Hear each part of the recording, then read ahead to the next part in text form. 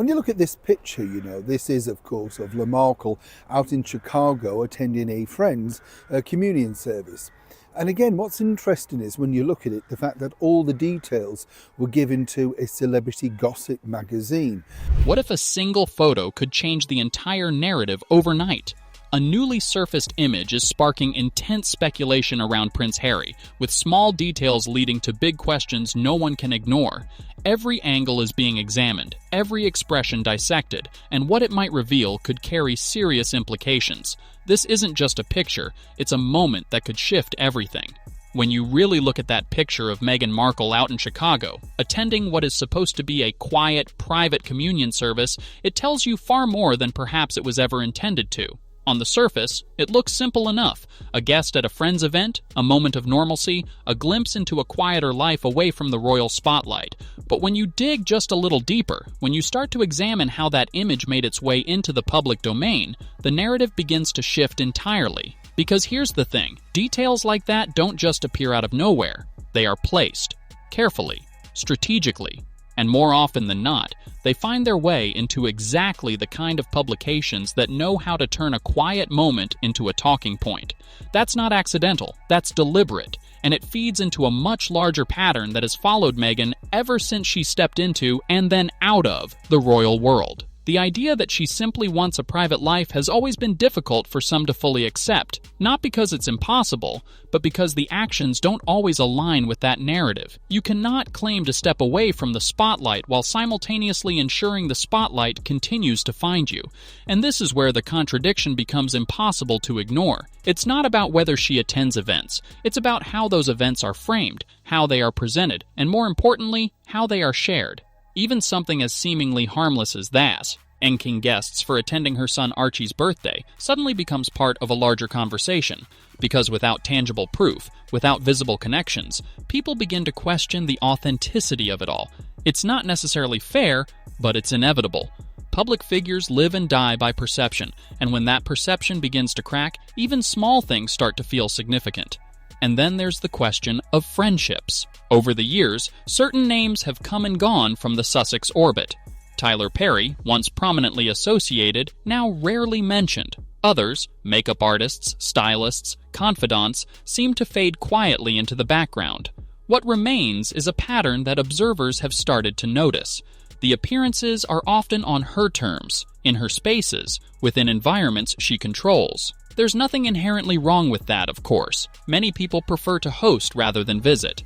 But in the world of celebrity, perception again plays a role. When the balance feels one-sided, when the images consistently show one narrative without variation, it raises questions. And those questions, fair or not, begin to shape the broader story. What makes this even more interesting is how it contrasts with the life of Prince Harry. Because if Meghan appears to be actively shaping her narrative, Harry, at least from the outside, seems to be searching for his, and that is where things start to feel a little more complicated. Take the invitation to that Chicago event. According to reports, it wasn't just extended to Meghan, it was for both of them, and yet Harry was not there. Now, there could be 100 reasons for that. Scheduling conflicts, personal preferences, simple logistics. But in the absence of clear explanation, people fill in the gaps themselves. And increasingly, the story that is being told is one of distance, not just from the royal family, but perhaps even within his own current life. There is a growing sense, rightly or wrongly, that Harry is struggling to find his place. That the structure he once had, the purpose, the routine, the clearly defined role, has been replaced with something far less certain. And for someone who grew up in a system where every day had meaning, where every action had a defined purpose, that kind of shift can be incredibly difficult to navigate.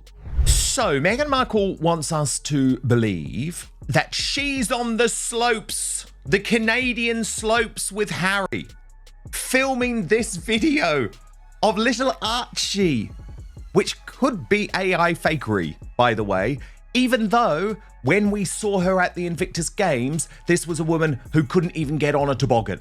And by the way, I'm not criticizing her for that. I'm not a skiing type of guy. His recent trip to Ukraine seemed, at least temporarily, to change that.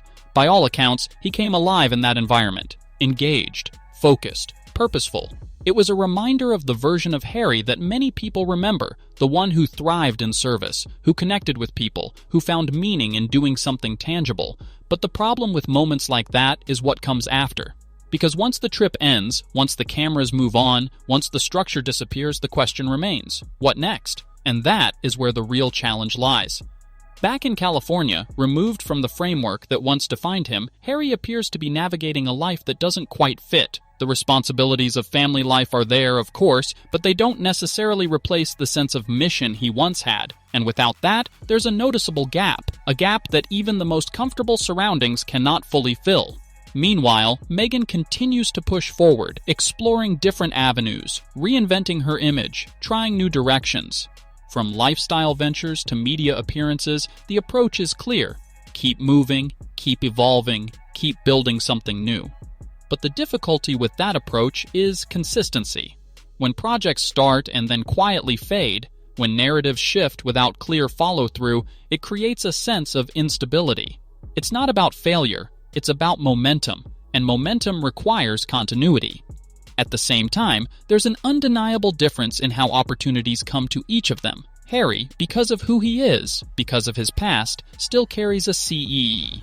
Retain weight. Invitations come. Doors open. There is a level of interest that remains constant. Meghan, on the other hand, has to work harder to create that same level of engagement, and that imbalance, subtle as it may be, can create tension, because in any partnership, especially one that exists so heavily in the public eye, perception matters. Who is leading? Who is following? Who is being invited? And who is creating the invitation?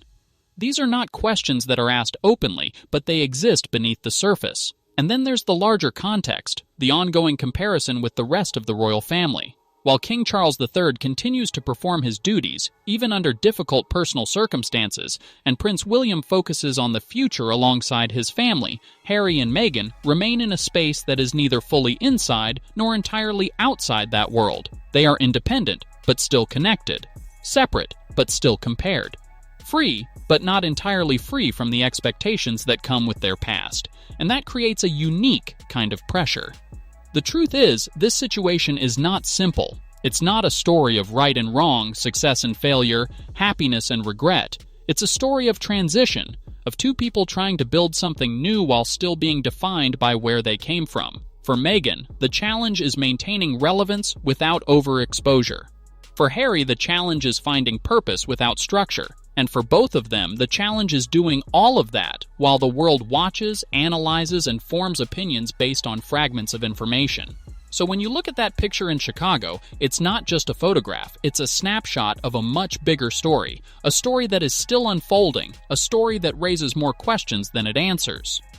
And perhaps the biggest question of all is this. Is this the life they truly wanted? Or simply, the life they now have to make work? What do you see in this picture? Coincidence or something much deeper? And what could it really mean for Harry moving forward? Drop your thoughts in the comments below. If you enjoyed the video, don't forget to like, subscribe, and turn on notifications for more eye-opening royal updates. See you in the next one.